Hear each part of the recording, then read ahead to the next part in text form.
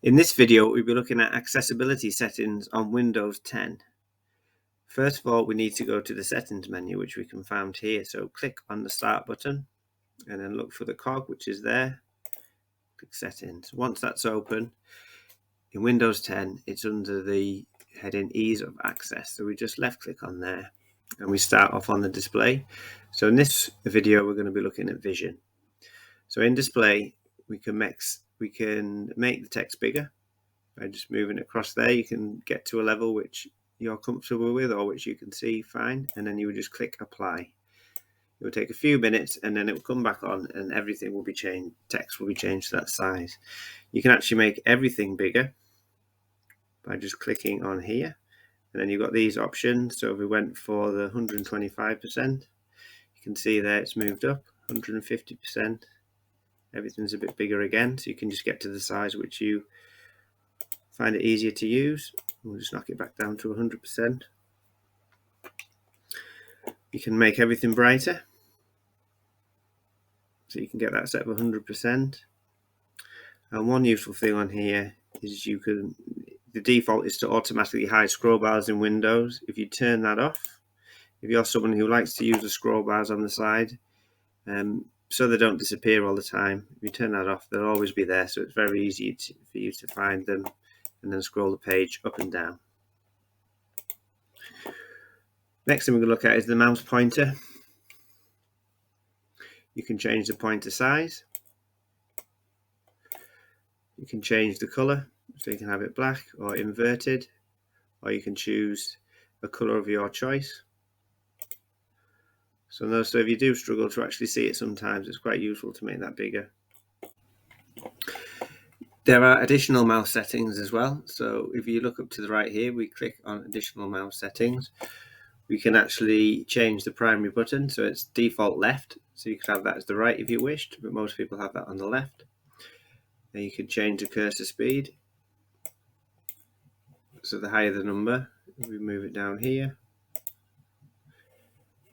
Notice the cursor speed slows down, so it might be easy for you to see where it's going, because sometimes if it's quite quick, you can lose the cursor quite easily. We have that set up high. And on the roll on the mouse, the little wheel, you can choose how many lines to scroll with each time. So you can do multiple lines at a time, or you can do a screen at a time.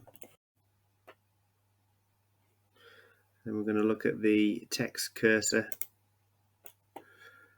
So this is the text cursor indicator, which is off, so normally you just get the little line that flashes. If you turn that on, you'll see on these lines these will appear above and below where the cursor is, so it's very easily identifiable, and you can choose a color which suits you best, and then obviously you can change the side there, and this is what example of what it will look like. And you can change the thickness of the cursor, so you can just do that if that works better. So there you can see it's a little bit thicker, so it's easy to identify. The next thing we can look at is the magnifier.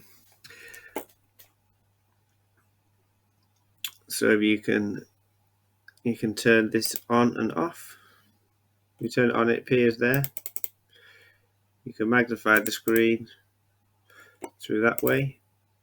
But another useful way to do it is if we went to a website, if you actually just hold the control key down on your keyboard and then use the wheel of your mouse, you can zoom in and out on the page, and then so you scroll away from you to zoom in and then back towards you to zoom back out.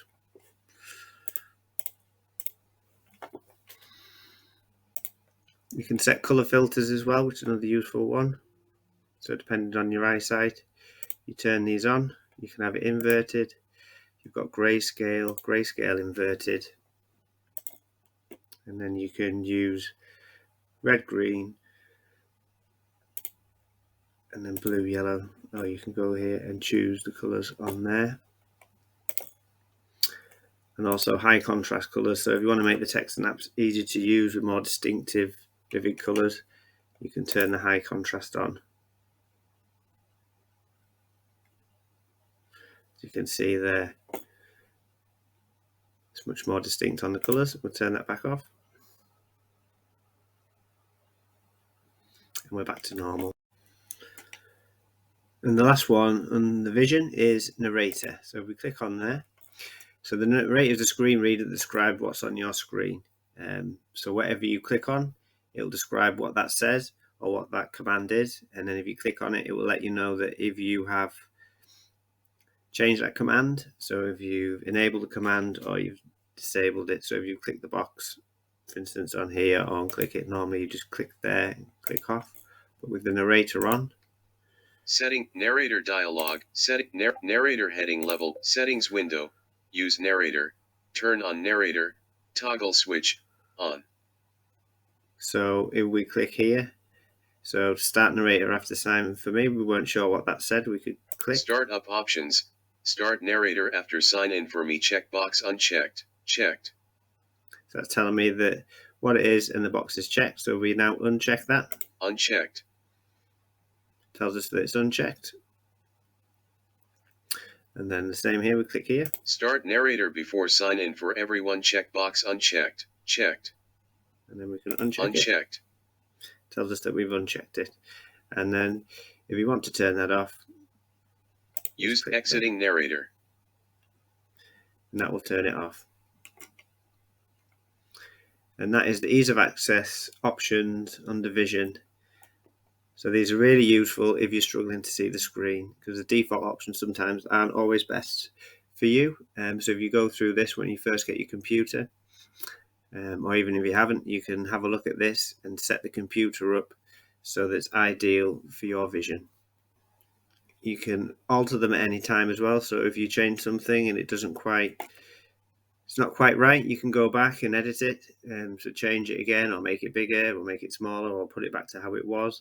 So it's quite useful to go in, and you can go in and out back to them, to each option, and really test through it and make sure that it's exactly what you need and what you're comfortable with for when you're using the computer.